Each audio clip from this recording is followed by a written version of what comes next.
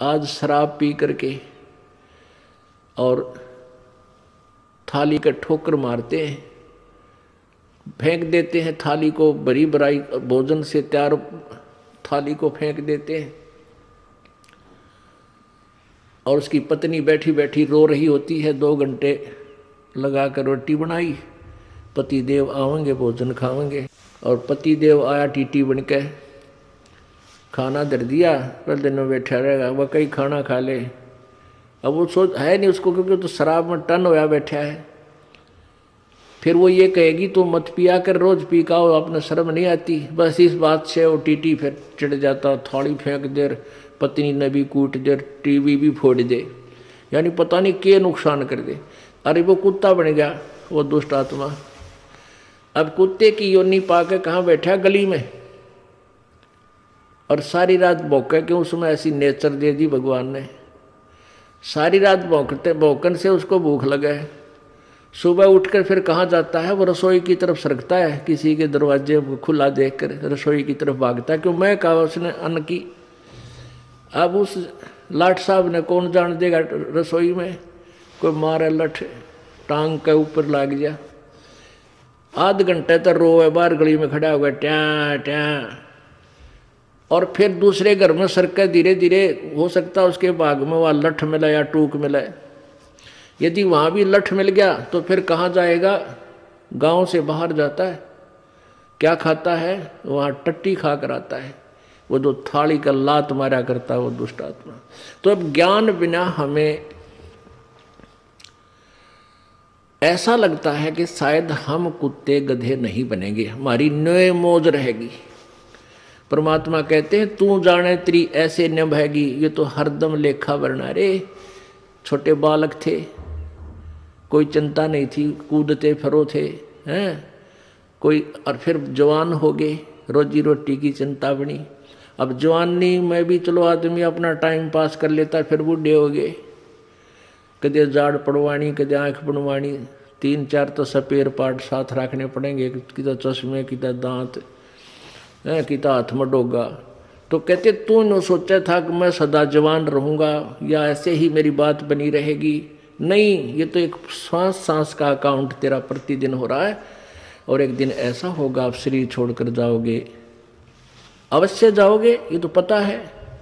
और फिर जिन्होंने पुण्य नहीं किए, सतगुरु का संग नहीं किया, वो फिर 84 लाख योनियों में धक्के खाएंगे।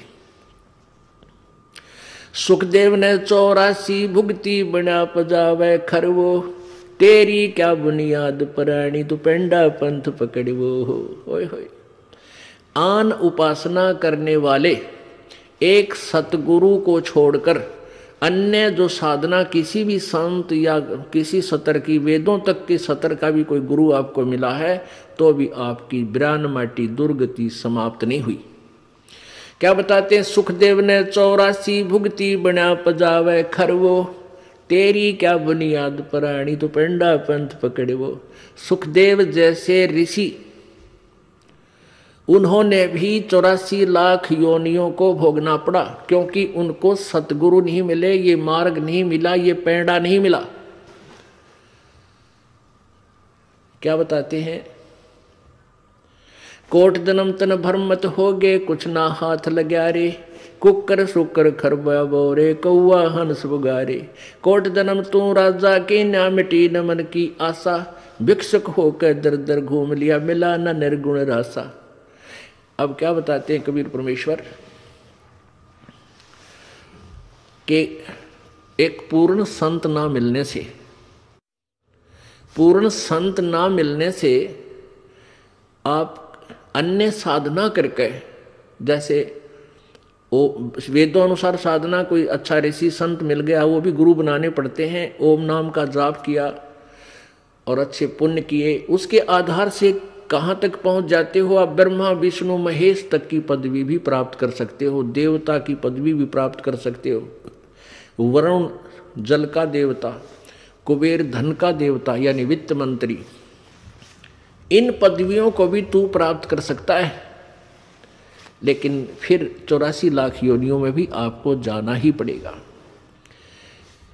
कहते हैं भिक्षुक होके दर दर घूमया और मिला न निर्गुण रासा। भिक्षुक होके, जैसे किसी को प्रेरणा हुई पुण्यात्मा को, घर त्याग दिया, जंगल में जा बैठा।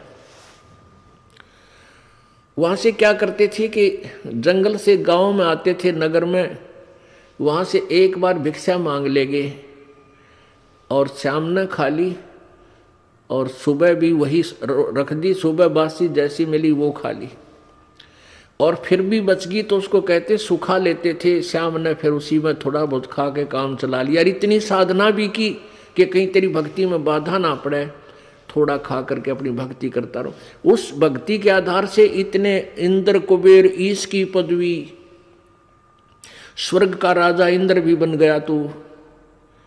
लेकिन ये जन्म मृत्यु और 84 लाख योनियों का तेरा कष्ट मिटा नहीं, क्योंकि तुझे वो मार्ग नहीं मिला।